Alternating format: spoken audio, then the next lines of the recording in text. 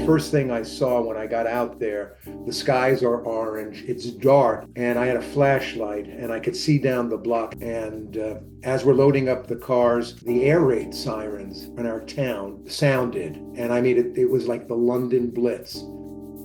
Fear is cascading through your body as you're doing all this, and you see your neighbors, and everyone's quiet and they're dutifully going about the same tasks that we were performing. And then it became a matter of where do we go? Welcome to the Leader's Edge podcast. I'm Zach Ewell, content producer here at Leader's Edge. As many of our listeners are aware, several highly destructive fires have plagued the Los Angeles metropolitan area this year. Between the Angeles National Forest and the waters of the Pacific Ocean, wildfires have devastated communities, driving out families and businesses from their neighborhoods. According to California's Department of Forestry and Fire Protection, between the Palisades and Eaton fires, over 37,000 acres have been burned, more than 16,000 buildings have been destroyed, and 29 people have passed away. The devastation of these fires has a direct impact on the availability of insurance coverage that can be accessed by members of these communities. Our cover story for March's issue focuses on property premiums and a lack of access to coverage in disaster-prone regions. In this podcast, I talk with the author of this article, Russ Banham, a past movie actor and Pulitzer-nominated journalist. Unlike some of his other stories that he's written for Leader's Edge, this topic was personal for him. A native to LA County, Banham himself was forced to evacuate his home with his family during the Eaton Fire, which edged towards his neighborhood. After the fire was contained, Russ was able to return to his neighborhood and house, still intact. He shares his personal experience and details from his March cover story.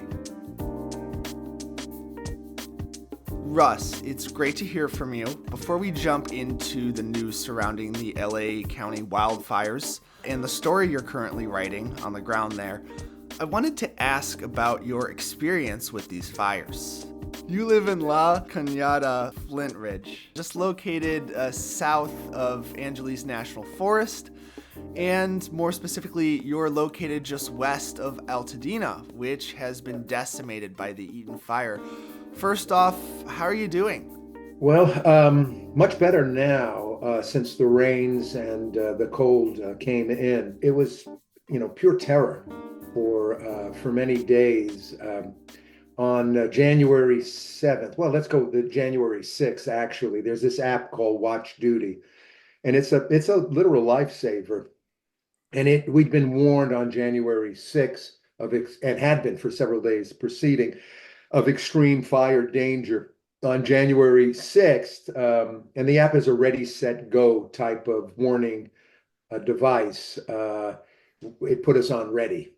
And what that basically meant is, you keep in mind something may happen. You may need to start packing. Set is pack, get everything packed, which is a tough decision to make. We have 2 cars, 2 dogs, a cat, and a daughter home from college. So get all that ready. And then go is the fires nearby. And on January 7th at 4:58 in the morning, the app literally does this: go, go, go, go. And so we started loading up the cars. The first thing I saw when I got out there, the skies are orange. It's dark, but the skies are orange. And I had a flashlight and I could see down the block. And La Cañada, Flint Ridge is one of 50 cities in America that's called a tree city, America. And I could see tree branches littering the street going down the hill. I should mention that when you walk out our front door, we are across the street from the Angeles Forest. Actually, across the street is a line of houses. Their backyards face one of the hills into the Angeles Forest. And as we're loading up the cars, the air raid sirens in our town, which is only 12 minutes from LA proper by car, sounded. And I mean, it was like the London Blitz. And, I mean, fear is cascading through your body as you're doing all this, and you see your neighbors, and everyone's quiet, and they're dutifully going about the same tasks that we were performing. And Wow. and then it became a matter of where do we go? We couldn't go to the east because that was the Eaton Fire. Couldn't go to the west because that was the Palisades Fire. Couldn't go to the north because that's the mountains. So we just kept driving south and just kept driving and driving until there was no smoke. And we found ourselves 50 miles south in a place called um, La Mirada, where my son's mother-in-law had a house, and we all regrouped there. Our oldest daughter and her family had to evacuate from Pasadena. Our son and his family had to evacuate from Glendale. So the entire family was there in La Mirada. And then we holed up in a hotel for 4 days in a place called Hawaiian Gardens. It sounded kind of tropical. And the Oh, geez. hotel, by the end of that day, was filled with evacuees and their pets. Wow. That's terrible. I'm so sorry. That's very scary. Some of these images that I'm seeing coming out of LA, just heartbreaking. I mean, I have several friends in the city that I've been checking in on. And yeah, it's such a beautiful area too. I love California, so it's my heart goes out. It seems like you're back though at your residence, right? Yeah, we got back. We were in the hotel for 4 days. It was pretty crammed, and the that's where the fear, sets in because you're watching on television, in live, the devastation, and broadcasters are interviewing people who'd lost their homes. And that's a horrific experience to see people despairing, particularly older people, retirees, who own their homes outright. And in some cases, as I learned in reporting the story Uh-huh. for Leaders Edge, are likely to be underinsured in this era of inflation, given the costs of repairing damaged homes, and even uninsured. I I was shocked to learn how many people in America have no insurance covering their homes. But anyway, so it was day to day. We got back to the house, and we had no power for 2 days, and that was okay. I mean, we could live with that. We, dressed in our woolen sweaters, and we had Yeah. candles and flashlights and all that. But there were three more times, two or three more times, where it was reported by the app that we would get extreme winds again, 50, 60 miles an hour. And our hopes hung on a shift in the wind. If the wind shifted to the west as opposed to southwest, we'd be in danger since we're due west of Altadena. So that was hard. Finally, the rains came. Yeah. And, the twisted irony is had it rained just a few days before Uh-huh. January 7th, I don't know, and the winds came. I don't know if we would have seen these fires. Certainly not the intensity.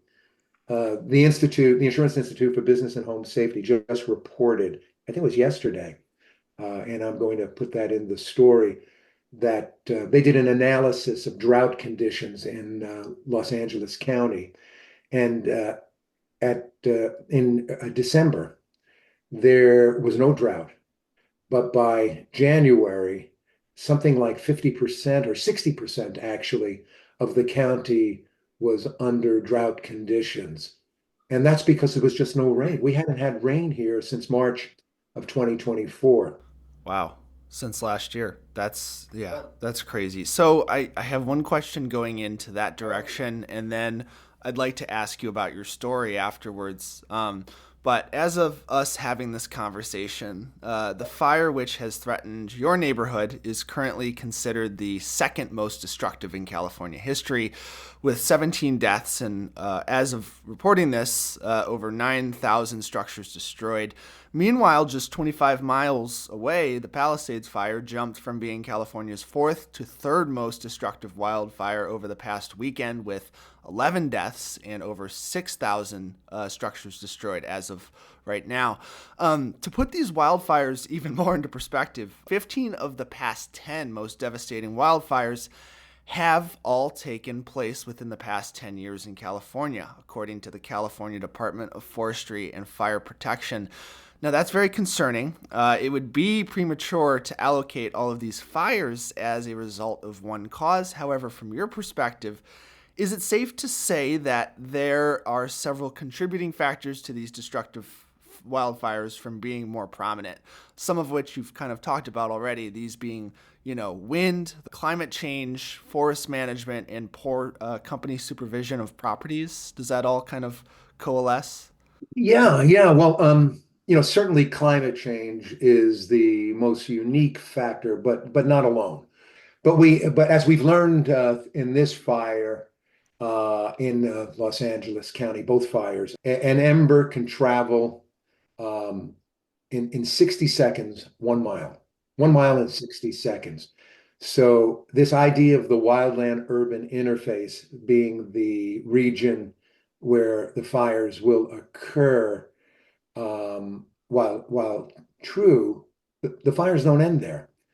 What happens, and as we saw in this, particularly the Eaton Fire and the Palisades Fire, when it went into Malibu and nearly went to Brentwood, is that those embers fly miles away, and they set another area on fire, another neighborhood on fire, and then they could blow again 2, 3 miles away and set another neighborhood on fire. We saw that Mm-hmm.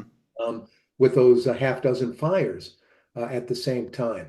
But certainly the city's misaligned budget priorities factor into the extent of the firefighting resources. And I have nothing but great praise for we had 3,600 firefighting personnel in fighting the Eden Fire next to us. But the fact that the firefighting budget was reduced, that has to be taken into account. You have to look at human settlement over the last century, and even sooner than that. In Los Angeles, the population has grown 60% since 1960.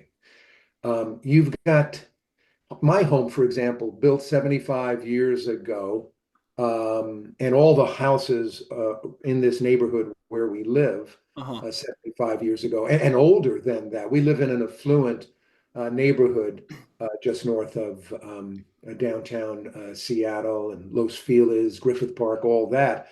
Um, these are older houses that have been here for some time, and we've not experienced Mm. much in the way of fire other than the station fire 15 years ago. That firefighting personnel were able to divert that from La Cañada, Flint Ridge, into the mountains, but it then entered La Crescenta, which is due west of us, and took many homes there.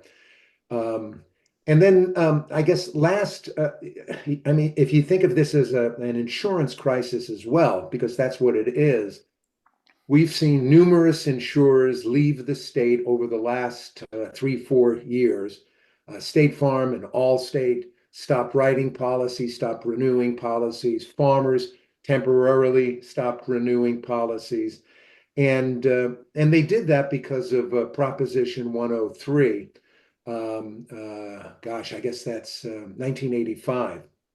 Um, and that disallowed insurance companies from using reinsurance, or at least calculating reinsurance into their premiums as a cost. And then secondly, using catastrophe models in their underwriting and pricing. So there's some truth to all of those factors, not just climate change. Can we dive now into this story that you're currently working on? As I understand, it's you're reporting on the impacts of these fires to specific neighborhoods throughout LA. Yeah, so the actually Sandy Laycock's the editor. Uh, She must have great foresight. Sandy assigned me an article to take a look at the impact of natural disasters on socioeconomically disadvantaged homeowners and small businesses. So Sure. these would be people living at or near poverty, and the small businesses that generally serve those areas of the country. And I'd been doing the reporting, or I should say, the interviews for about 2 weeks when the fire struck.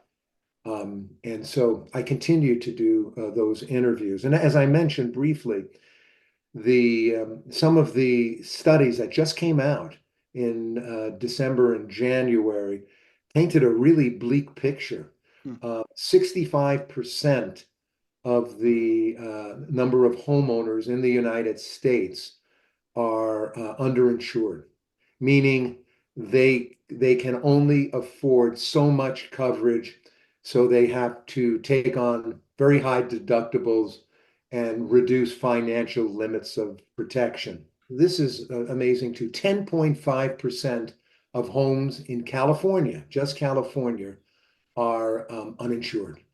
Wow. That's more than 1 in 10 homes that have gone bare with no homeowners insurance at all. I mean, when you think about that, the rising frequency and severity of wildfires in California, the risk that these individuals are taking on, and in many cases, they have few alternatives. Um, in the article, I quote someone saying, because I asked her, I said, why? Why? And she said, well, they think it's not going to happen to them. Uh-huh. And if it does happen to them, the damage will be minimal and FEMA will take care of them. But FEMA only provides $43,000 in grants. Mm-hmm. I don't think you could replace a trailer home for $43,000. So so that's a pretty sad state of affairs Sure. for California.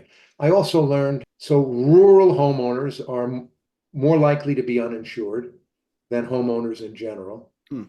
Homeowners earning $50,000 a year, twice as likely to have no insurance compared to other homeowners. Altogether, and this is a study by the Consumer Federation of America, again, this study just came out, $1.6 trillion of US home property value across the country is uninsured.